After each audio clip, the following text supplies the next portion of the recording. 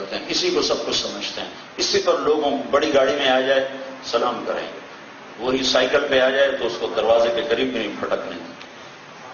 شیخ Saadi ایک گئے بادشاہ کے دربار دعوت میں، تو آگے کپڑے تھے ان کے اپنے سادی والے، تو انہوں نے اندر جانے سے روک دیا۔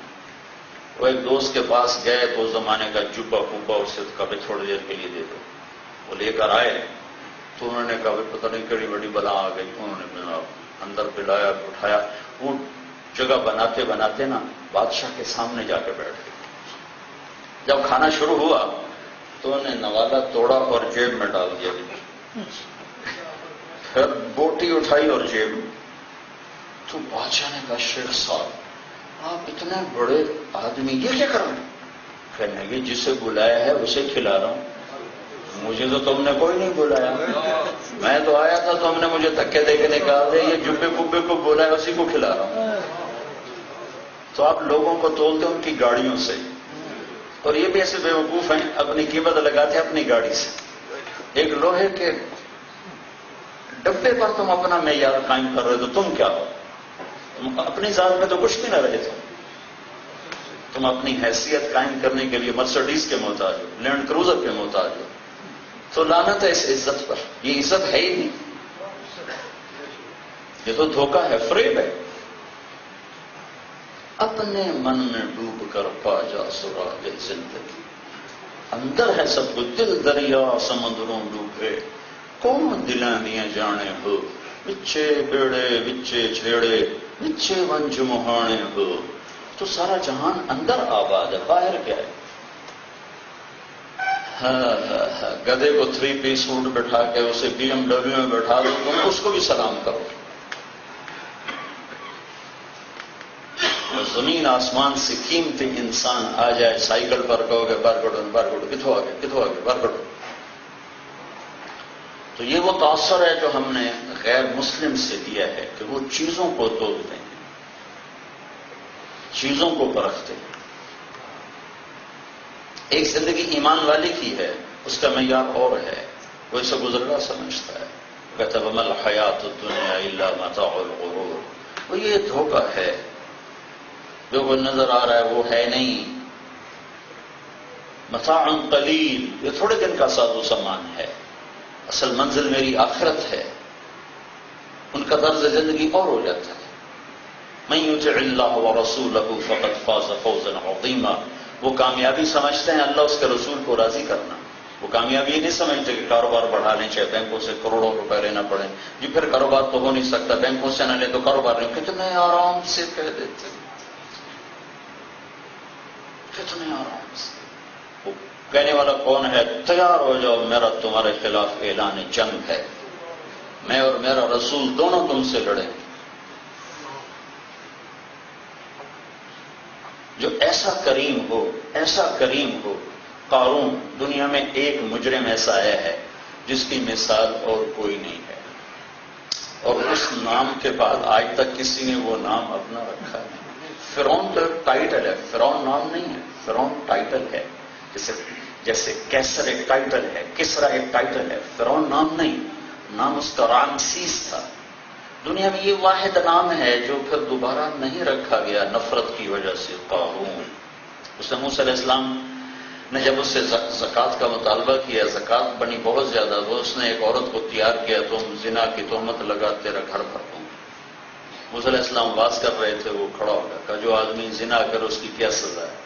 یا شادی شدہ ہو تو اس کو پتھر مار مار کے ہلاک کر دیا، غیر شادی شدہ ہو تو کوڑے لگائے جائیں۔ تو وہ کہنے لگا یہ عورت کیا کہتی؟ موسیٰ علیہ السلام نے پوچھا کون، کدھر ہے؟ تو اس نے وہ کھڑی ہو گئی، کہاں بھائی کیا کہتی ہو بہن؟ جب اس نے نظر دوڑائی، نور نبوت دیکھا تو وہ تو کانپ گئی، کہنے لگے جی میں کچھ بھی نہیں کہتی، مجھے اس نے کہا تھا آپ پہ برائی کی تہمت لگاؤں تو یہ میرا گھر پھٹ۔ تو موسیٰ علیہ السلام سجدے میں گر گئے۔ تو اللہ تعالیٰ نے کہا زمین تیرے تابع ہے، جو کہے گا کرے گی۔ تو موسیٰ علیہ السلام کھڑے ہوئے اور زمین سے کہا پکڑو اسے۔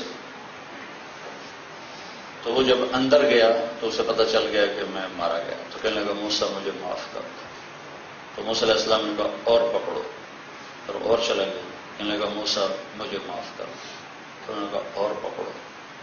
وہ معافی مانگتا رہا اور موسیٰ علیہ السلام کہتے رہے اور پکڑو. وہ سارا زمین میں دھنس گیا. جب وہ زمین میں دھنس گیا تو اللہ تعالیٰ نے فرمایا موسیٰ بڑا مضبوط ہے تیرا دل، اتنی معافی پر بھی تو نرم نہ ہوا.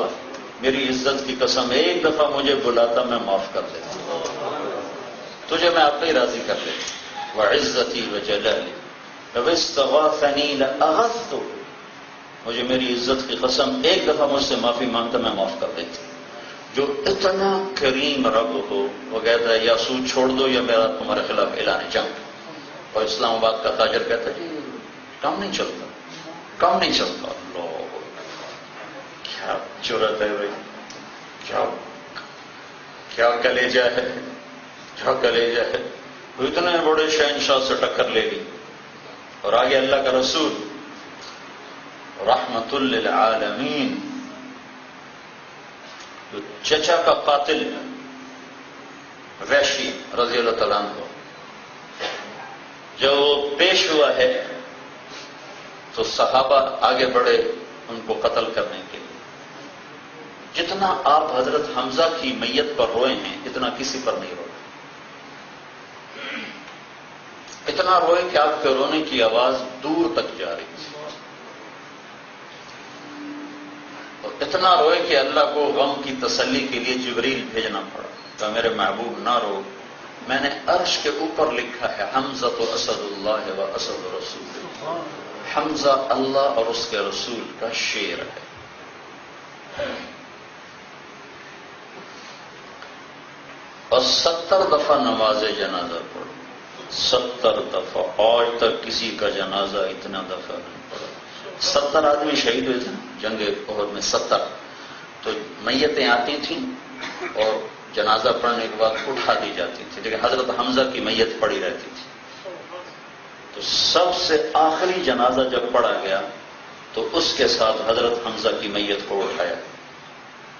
اتنا دکھ اٹھایا اپنے چچا. تو جب مکے میں مدینے میں داخل ہوئے شہادت کے بعد تو آپ کے خاندان کے کوئی لوگ مدینے میں تھے نہیں، ابھی سارے مکے میں تھے. اور شہداء کی اکثر تعداد مدینے کی تھی. کوئی 68 آدمی انصار مدینہ شہید ہوئے، 4 مہاجر شہید ہوئے، ان میں ایک حضرت حمزہ ہے. تو جب آپ مدینے میں داخل ہوئے تو ہر طرف سے رونے کی آواز آ رہی تھی. تو ہمارے نبی پھر رونے لگے اور فرمایا سب کے رونے والے ہیں اور حمزہ پہ رونے والا کوئی نہیں. اما حمزہ تو فلا بوا کیا، آج حمزہ پہ رونے والا ہی کوئی نہیں. تو جب انصار کی عورتوں کو پتہ چلا تو وہ آئیں اللہ کے نبی کے در پر بیٹھ کر رونے لگی. تو اتنے دکھ کے بعد وہ قاتل جب سامنے آیا وحشی رضی اللہ عنہ، تو اللہ کے محبوب اپنی مسجد میں تشریف فرما تھے، ایسے کر کے سر جھکایا ہوا. تو وحشی آیا اور ایک دم اس نے چہرے سے نقاب اٹھایا، کہا اشہد ان لا الہ الا اللہ و اشہد انک رسول اللہ. تو آپ ایسے ہوئے کیوں؟ اور وحشی کہتے ہیں اللہ کے نبی مجھے دیکھ کر گھبرا گئے اور مجھے پہچانا نہیں، اور میں نے زور سے کلمہ پڑھا لیکن صحابہ نے پہچان لیا. تو ٹھک ٹھک ٹھک ٹھک ٹھک تلواریں نکلی ان کی نیاموں سے کہ ہر آدمی کی تمنا ہوئی کہ آگے بڑھ کے میں قتل کروں اسے. تو انہوں نے کہا یا رسول اللہ یہی وحشی ہے، یعنی اجازت دیجیے. تو آپ نے کہا دعوہ، پیچھے ہٹ جاؤ. اسلام رجل واحد احب الی من قتل الف کافر. ایک آدمی کا کلمہ پڑھ لینا مجھے 1000 کافروں کو قتل کرنے سے زیادہ محبوب ہے. آپ نے کہا اوحشی انت، تو وحشی ہے؟ انگلی اٹھائے، تو وحشی ہے؟ ادھر بیٹھا. آپ نے کہا میرا چچا تو شیر جیسا شیر تھا، تیرے ہاتھوں کیسے قتل ہو گیا؟ انہوں نے ساری کہانی سنائی تو پھر اللہ کے نبی رونے لگے. پھر کہا ویحک غیب عنی وجہک، اللہ تیرا بھلا کرے، تیری جنت کا سامان میں نے کر دیا، اب میرے سامنے نہ بیٹھا کر، میرا چچا مجھے یاد آتا ہے، مجھے دکھ ہوتا ہے. یہ رحمت للعالمین، وہ بھی رحیم رحمان اور یہ بھی رحیم اور رحمت للعالمین.